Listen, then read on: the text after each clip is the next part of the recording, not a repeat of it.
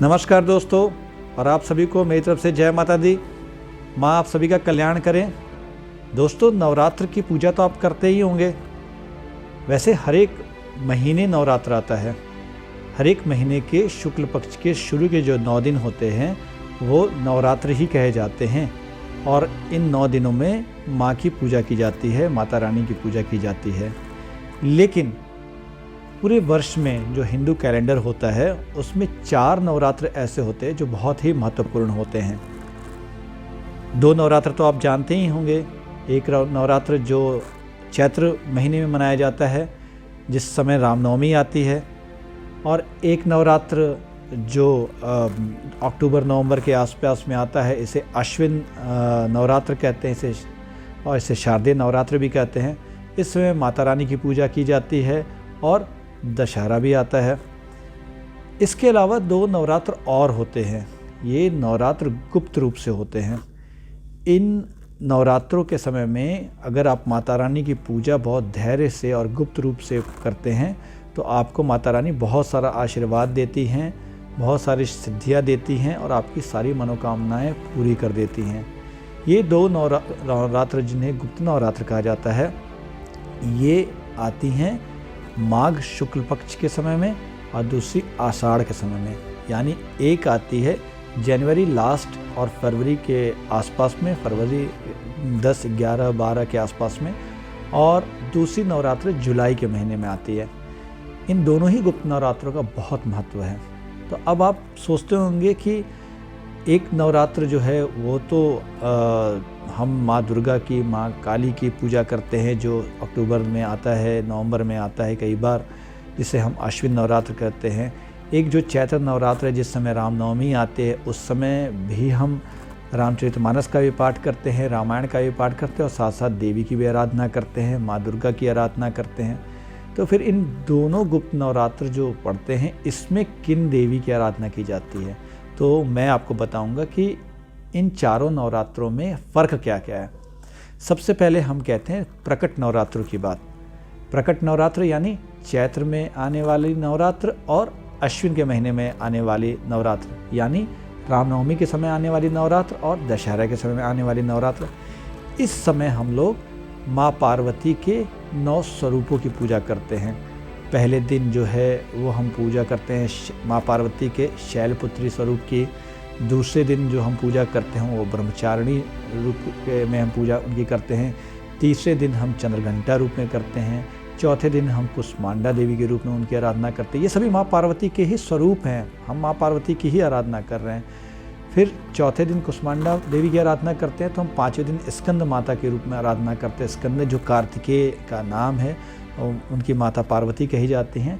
और इसके बाद हम लोग 6ठे दिन कात्यायनी देवी की पूजा करते हैं। ये भी माँ पार्वती के शरीर से ही निकली हुई हैं दुर्गा सप्तशती के अनुसार, तो ये माँ पार्वती के ही स्वरूप है। तो 6ठे दिन कात्यायनी देवी की करते हैं। 7वें दिन हम कालरात्रि देवी की करते हैं पूजा। 8वें दिन हम जो करते हैं वो हम महागौरी की पूजा करते हैं, यानी माँ पार्वती को गौरी भी कहा जाता है और उनके एक विशुद्ध स्वरूप को या विराट स्वरूप जिन्हें महागौरी कहा जाता है वो 8वें दिन या अष्टमी के दिन हम करते हैं। और 9वें दिन हम सिद्धिदात्री माँ पार्वती के ऐसे स्वरूप की जो सिद्धियों को देने वाली होती है उनकी पूजा करते हैं। ऐसा ही हम जो है चैत्र नवरात्र में भी करते हैं। उस समय वे भी हम माँ पार्वती के इन्हीं 9 स्वरूपों की आराधना करते हैं। तो यानी 2 नवरात्र जिन्हें प्रकट नवरात्र कहे जाते हैं, जो आमतौर पर मनाए जाते हैं, इन दोनों प्रकट नवरात्रों में हम माँ पार्वती के स्वरूपों की आराधना करते हैं। लेकिन इन 2 गुप्त नवरात्र जो पड़ते हैं, जो माघ शुक्ल पक्ष यानी जनवरी के और फरवरी के महीने के आसपास में आता है, जनवरी लास्ट फरवरी फर्स्ट वीक के आसपास में आता है, और सेकेंड जुलाई के महीने के आसपास में आता है। इस समय हम लोग 10 महाविद्या की पूजा करते हैं। अब आप पूछेंगे ये 10 महाविद्या कौन है, तो मैं आपको बताता हूँ कि आप तो जानते हैं कि भगवान शिव की 2 पत्नियाँ थीं। 2 पत्नियाँ मतलब पहली पत्नी जो थी वो माता सती कही जाती हैं, और माँ सती ने ही जब अग्निकुंड में अपने पिता के अग्निकुंड में आत्मदाह कर लिया था, तो इसके बाद वो माँ पार्वती के रूप में प्रकट होती हैं। इसके बाद फिर उनका शिव जी से के साथ विवाह होता है। तो माता सती जो हैं उनके जो 10 स्वरूप हैं उन्हें 10 महाविद्या कहा जाता है। और माता पार्वती के जो 9 स्वरूप हैं वो तो मैंने आपको बताया ही। तो माता सती के जो 10 स्वरूप हैं उन्हें 10 महाविद्या कहा जाता है। और ये 10 महाविद्याएँ जो हैं हमारे संसार को चलाती हैं, सृष्टि का निर्माण करती हैं, ऐसी मान्यता है।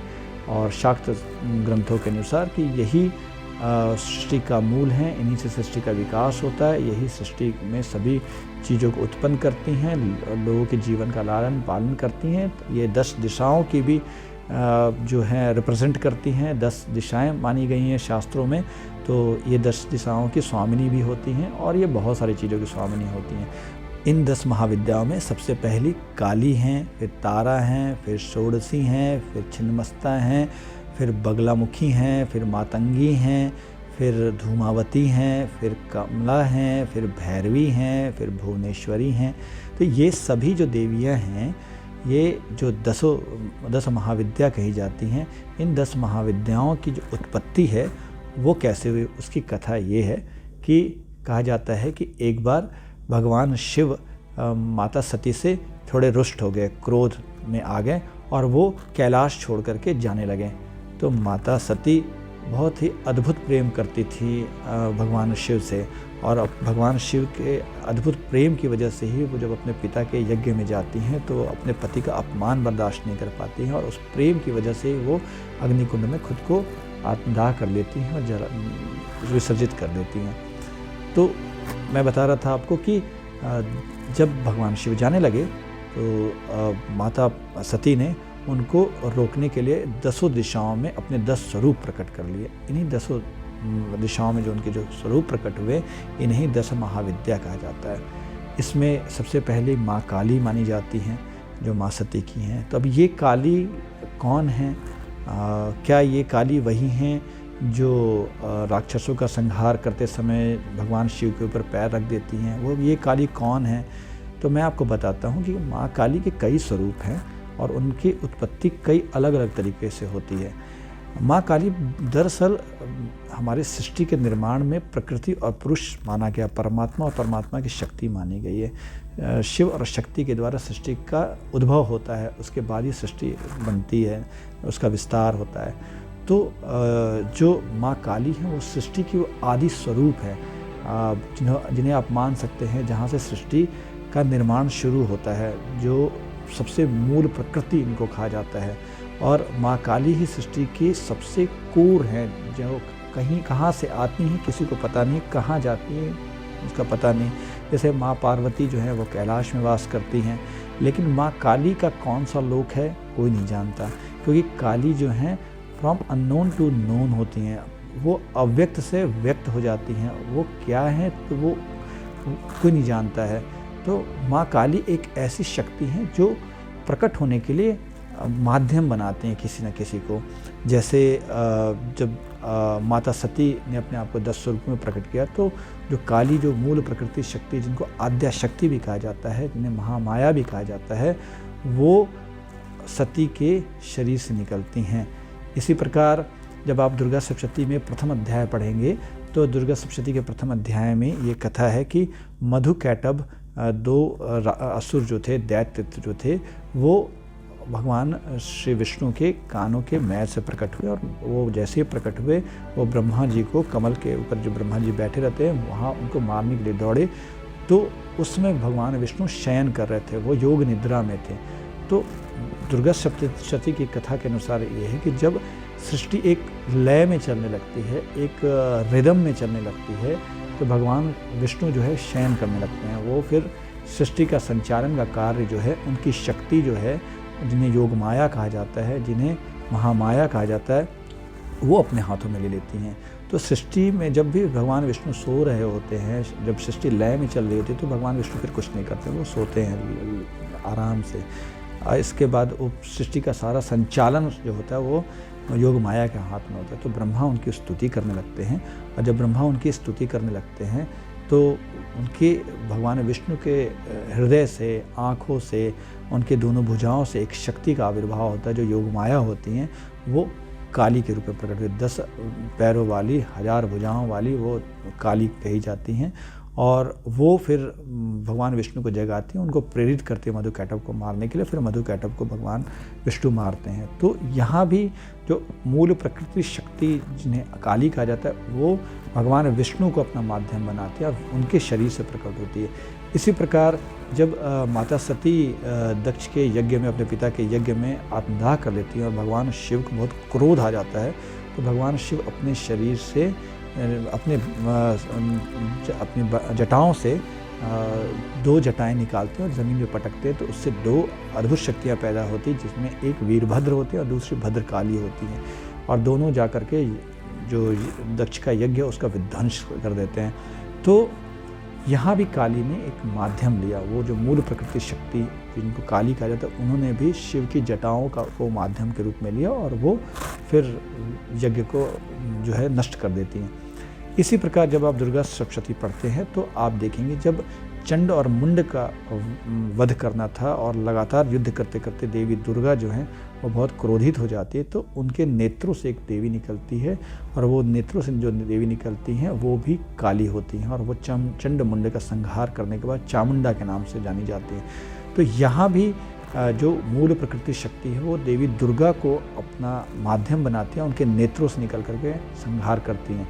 फिर जब रक्तबीज का वध नहीं हो रहा होता है तो फिर काली प्रकट होती हैं दुर्गा से और दुर्गा या अंबिका देवी से। इसके बाद वो रक्तबीज का वध कर देती हैं। तो रक्तबीज का वध करने के पीछे की कहानी भी आप जानते होंगे कि उसके रक्त की जो बूंदें पृथ्वी पे गिरती थी उससे करोड़ों करोड़ रक्तबीज पैदा हो जाते थे। तो माँ दुर्गा के या माँ अंबिका के जो शरीर से, उनके नेत्रों से जो काली निकलती हैं वो बड़ी रौद्र काली होती हैं और रौद्र काली जो हैं वो काटती जाती हैं इन रक्तबीजों का सर और इसके बाद उनके जो रक्त गिरते हैं उनको अपने खप्पर में ले लेती हैं और खप्पर में लेकर उसे पी जाती हैं ताकि वो शरीर से रक्तबीज के निकले हुए रक्त की बूंदें ज़मीन पे ना गिरे और नए रक्तबीज पैदा ना हो। इस प्रकार वो रक्तबीज का संहार करती है। तो यहाँ भी जो काली हैं वो भी अंबिका देवी के शरीर से प्रकट होती है। तो यहाँ भी जो मूल प्रकृति काली हैं वो ही माध्यम बनाते हैं माँ अंबिका या माँ दुर्गा को। तो अब ये प्रश्न उठता है कि एक काली तो भगवान विष्णु के आँखों से, उनके हृदय से निकलती हैं जब ब्रह्मा जी को मारने के लिए मधुकैटभ आते हैं। तो इस समय काली जो है वो सहस्त्र भुजाओं वाली और 10 पैरों वाली काली होती हैं। दूसरी काली कौन होती हैं? तो दूसरी काली जो होती है भद्रकाली होती हैं। तो इनका स्वरूप क्या है? तो इनके 2 हाथ ही हैं और 2 पैर हैं जैसे होता है, और वो जाकर के दक्ष के यज्ञ का संहार करती हैं। तीसरी काली जो हैं जो माँ दुर्गा या माँ अंबिका के शरीर से प्रकट होती है, जो चंड मुंड का वध करती है, चामुंडा कहलाती है, रक्तबीज का वध करती हैं। तो इनकी 4 भुजाएं हैं, इनमें 2 भुजाओं में जो है खड्ग है और एक में मुंड है और 2 भुजाओं में वरदान देने की और अभय देने की शक्ति है। लेकिन ये बड़ा ही क्रोधित रूप है, ये श्मशान काली का रूप है। इनके कई बार इनके 4 भुजाओं में शस्त्र भी दिखाया गया है। लेकिन जो मूल प्रकृति जो काली हैं उनका स्वरूप कैसा है? तो उनका स्वरूप बहुत ही करुणामय है। वो माँ जो है कि जो रूप होता है उसकी सबसे पराकाष्ठा है। तो ये जो है बहुत ही शांत काली हैं। जो मूल प्रकृति काली जो है जो अलग अलग रूप में प्रकट होती है तो उन्हें दक्षिण काली कहा जाता है या दक्षिण काली कहा जाता है। तो दक्षिण काली जो है वो बहुत ही सौम्य है और उनकी पूजा सभी लोग कर सकते हैं, गृहस्थ भी कर सकते हैं। जिसको पूजा करनी नहीं आती वो भी माँ को पुकार सकता है और वो कभी भी किसी के पर क्रोध नहीं करती हैं। तो वो जो काली हैं उनके 2 हाथ जो हैं उसमें एक में वरदान है और दूसरा में अभय का मुद्रा है। अभय का मुद्रा का मतलब होता है कि आप उनके पास निडर होके जा सकते हो, आपकी किसी भी गलती को वो क्षमा कर देंगी। और वर मतलब वो सभी तरह की सिद्धियाँ दे देंगी। और 2 हाथों में, एक में जो है कटार है, खड्ग है और दूसरे में मुंड है। तो ये जो दक्षिण काली का स्वरूप है, इसमें दाहिना पैर जो है वो भगवान शिव के हृदय पे विराजित है। तो ये जो स्वरूप है माँ काली का, इसे दक्षिण कालिका कहा जाता है। तो दक्षिण कालिका की पूजा कोई भी कर सकता है और ये कभी भी अपने रौद्र रूप में नहीं आती और अपने भक्तों को बहुत ही सहजता से सिद्धियाँ दे देती हैं। एक जो भद्रकाली है जो शिव से प्रकट हुई हैं और ये भी बड़ी रौद्र काली हैं और जो भगवान विष्णु से प्रकट हुई काली हैं, ये भी बहुत ही रौद्र काली हैं। तो अगर हमें माँ काली की पूजा करनी है तो हमें इन्हीं की पूजा करनी चाहिए, दक्षिण काली की। और सती के स्वरूप से जो प्रकट हुई काली हैं वो बड़ी ही गुप्त हैं, जो जिन 10 महाविद्याओं में प्रथम विद्या कहा गया, ये सृष्टि की मूल कही जाती हैं।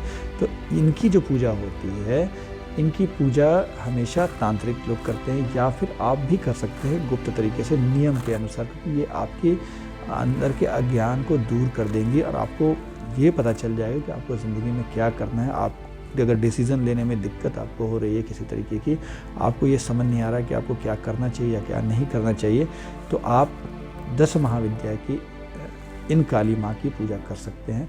ये भी वैसे ही माँ काली दिखती हैं जैसे हम बाकी माँ काली, दक्षिण काली को देखते हैं।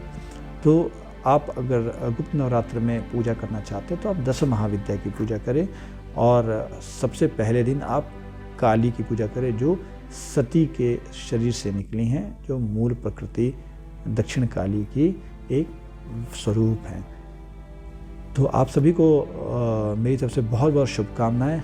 माँ काली, माँ दुर्गा, माँ चामुंडा सभी आपकी रक्षा करें और आपको बहुत सारा आशीर्वाद दे, आपकी सारी सिद्धियों को पूरी करें, आपके सारी मनोकामनाओं की पूर्ति करें और आपको सुख, शांति, समृद्धि और स्वास्थ्य दें।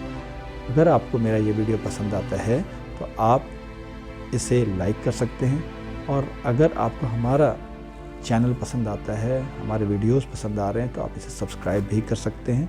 और अगर आप नोटिफिकेशंस प्राप्त करना चाहते हैं तो आप जो बेल का आइकन है उसका बटन दबा सकते हैं, तो आपको नोटिफिकेशंस मिलते जाएंगे हमारे वीडियोस के। और अगर आप सनातन धर्म से संबंधित कुछ रहस्यात्मक चीज़ों को या कुछ फैक्चुअली करेक्ट चीज़ों को देखना चाहते हैं जो तथ्यात्मक रूप से बिल्कुल सही हों, तो आप shuddhsanatan.org यानी www.shuddhsanatan.org हमारा वेबसाइट है, इस पे भी विज़िट कर सकते हैं। आपको यहाँ सनातन धर्म से रिलेटेड बहुत सारी अच्छी जानकारियाँ मिलेंगी। तो आज के लिए इतना ही मेरे सभी दोस्तों, मैं आपसे फिर जल्दी ही मिलने आऊँगा नए वीडियोज़ के साथ, नई जानकारियों के साथ। तब तक के लिए आप सभी को मेरा बहुत बहुत नमस्कार और जय माता दी।